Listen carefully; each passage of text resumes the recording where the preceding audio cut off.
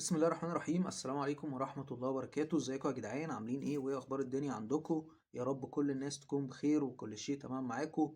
اهلا وسهلا مرحبا بيكم في يوم جديد وحلقة جديدة. رمضان كريم عليكم، كل سنة وانتم طيبين، وعيد سعيد عليكم، كل سنة وانتم طيبين. مناسبة ان العيد كمان اقل من 10 ايام. انا مش عارف الاعياد بتبقى عاملة ازاي، لكن الواحد المفروض ان هو يعيش ويتعايش يعني. لكن ما علينا. والله يا جماعة انا مش عارف انا بقول ايه، والله يا جماعة انا مش عارف اتكلم. بس ما علينا. اللي بيحصل ما بين ايران وامريكا واسرائيل، اللي بيحصل في الدول العربية الخليجية، السعودية، قطر، الامارات، الكويت، الاردن، عمان، البحرين، سوريا وخلافه من الدول العربيه. ربنا يعدي الايام دي على خير.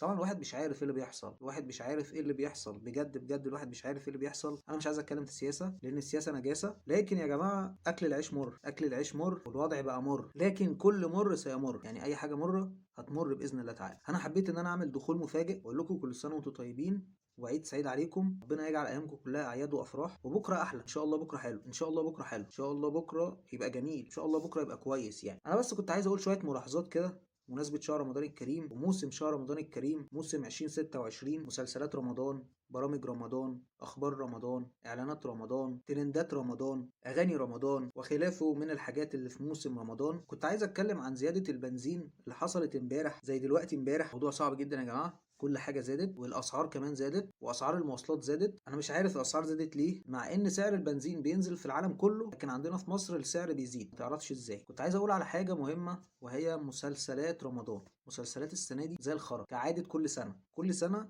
المسلسلات بتكون خرا أكتر من السنة اللي قبلها، والبرامج برضو يا جماعة، برامج رمضان بتكون خرا أكتر من السنة اللي قبلها. يعني ممكن لو اتكلمنا النهاردة عن مسلسلات رمضان فهنتكلم عن مسلسل واحد اللي المفروض ان احنا نتكلم عنه، فتقريبا كده مفيش اي مسلسل في رمضان السنه دي يستاهل انك تتفرج عليه اصلا من اساسه. كلها مسلسلات زي الخرا، كلها مسلسلات زي الطين، كلها مسلسلات زي الهباب. تمام. لو اتكلمنا على البرامج فكل سنه شهر رمضان الكريم في رمضان يطلع لنا رامز جلال اللي هو اخو ياسر جلال ويعمل لنا برنامج المقالب بتاعه اللي هو اصلا مش مقالب، والناس فاكره ان هو مقالب مع ان هو مش مقالب، ويعمل لنا موسم جديد مليان خرا اخرى من الموسم اللي قبله. كل سنه كل سنه كل سنه، والناس اتعودت على كده. لازم رمضان يجي مكبرات الصوت في المساجد بأعلى صوت ليل ونهار، صواريخ وبومب ومدافع كربون ليل نهار، وبرنامج رامز جلال اللي زي الخرا يتعرض على قناة ام بي سي مصر اللي هي قناة زي الخرا وبتنزل برامج زي الخرا، اللي هي قناة زي الخرا وبيتعرض عليها برامج زي الخرا، زي برنامج الحكاية بتاع عمرو أديب.